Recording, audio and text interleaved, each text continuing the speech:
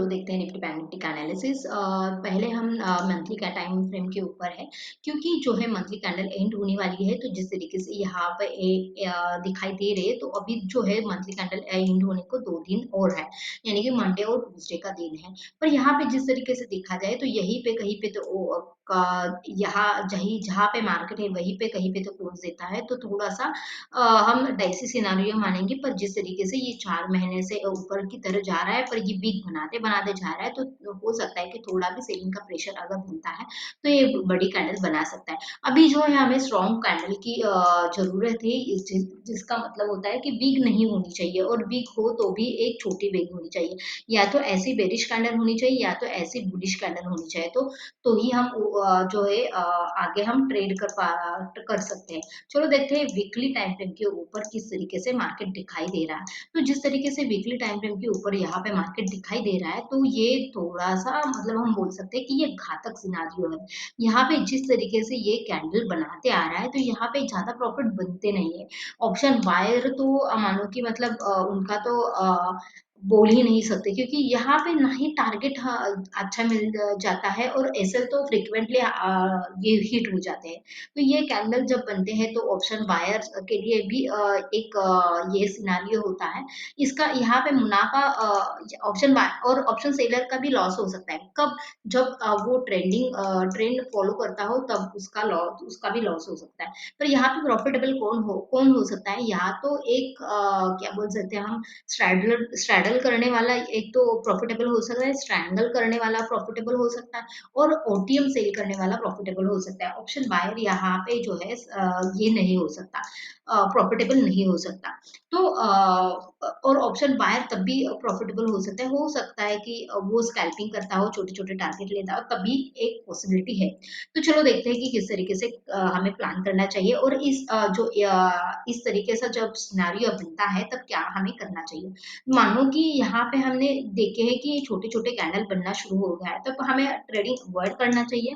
और जब ये ब्रेकआउट या ब्रेकडाउन जब तक नहीं देता, तब तक हमें जो है ट्रेड नहीं करना चाहिए। क्योंकि यहाँ पे मतलब पीछे भी कहीं पे भी हम सिनारियो देखेंगे, जब छोटे छोटे कैंडल्स बनते हैं। यहाँ पे देखो, यहाँ पे भी एक छोटे छोटे कैंडल्स बनना शुरू हुआ था यहाँ पे इसी जोन में, उसके बाद जो है ब्रेकआउट मिला, फिर ऊपर की तरह थोड़ा सा उसने मोमेंटम दे दिया है।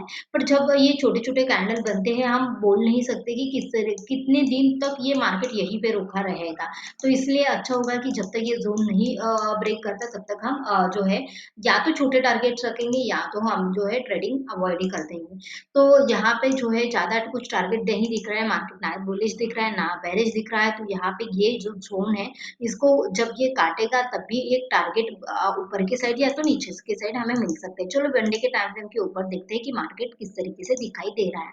तो यहाँ पे देखा जाए तो एक यहाँ से सेलिंग का प्रेशर तो आया है, यहाँ से सेलिंग का प्रेशर तो आया है, पर जो है अभी ये पॉजिटिव मतलब बाइंग के एरिया में है। क्योंकि अगर इसको बहुत बड़ा करेक्शन ही करना था, तो ये 50% कनेक्ट होने के बाद इसको नीचे जाने था, पर ये ऊपर की साइड मोमेंटम दे दिया है। तो हो सकता है कि यहाँ पे एक दो दिन रुके, उसके बाद जो है ब्रेकआउट दे दे, और ये 23,000 या 23,500 ये लेवल हमें दिखाई दे।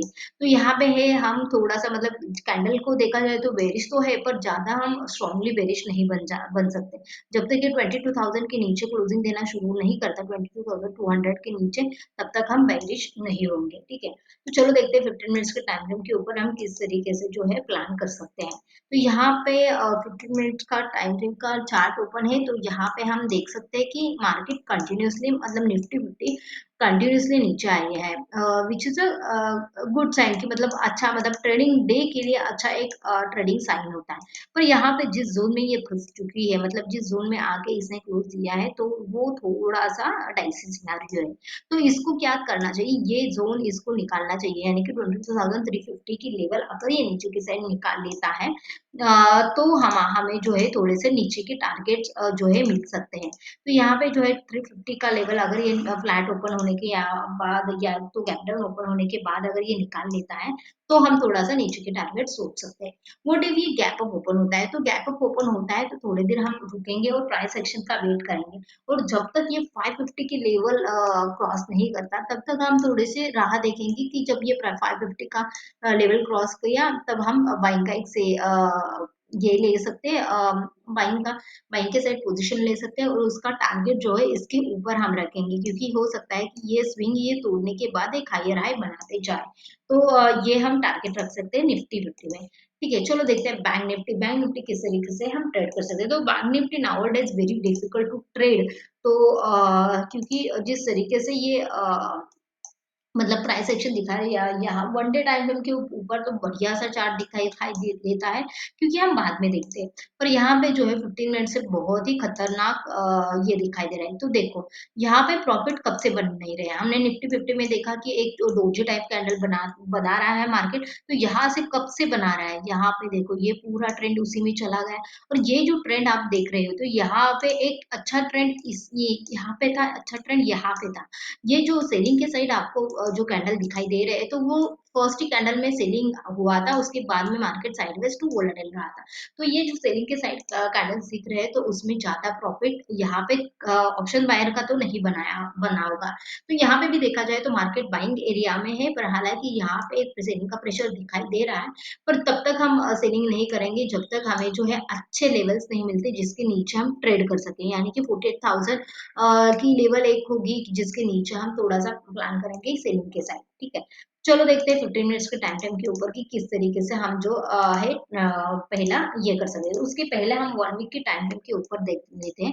तो यहाँ पे फिर से देखो 4 वीक मतलब अप्रैल से जब से कैंडल ओपन हुई है उसी दौरान ये क्लोजिंग दे रहा है। तो या ना तो ऊपर जा रहा है ना तो ये नीचे की साइड मोमेंटम दे रहा है। जब ये ब्रेक करेगा तब हमें जो अच्छा मोमेंटम दिखाई दे सकता है। हो सकता है कि मई मंथ में जो है अच्छे एक हमें जो है सिनेरियो दिखाई दे सकता है, क्योंकि यहाँ पे ये बड़ा सा मतलब ये बड़ा सा रेंज हम देखेंगे तो या तो ये मई मंथ में यहाँ यहाँ पे एक क्लोज देगा या तो यहाँ पे क्लोज देगा। तो होगा क्या कि अगर यहीं पे कहीं पे तो क्लोज देगा तो आने वाले दिनों में यानी कि जून महीने में शायद तो ये हो सकता है कि नीचे की साइड और जाए या तो ऊपर की साइड और जाए, और यहाँ पे ही मई मंथ भी जो है यहाँ पे ही फंसा है।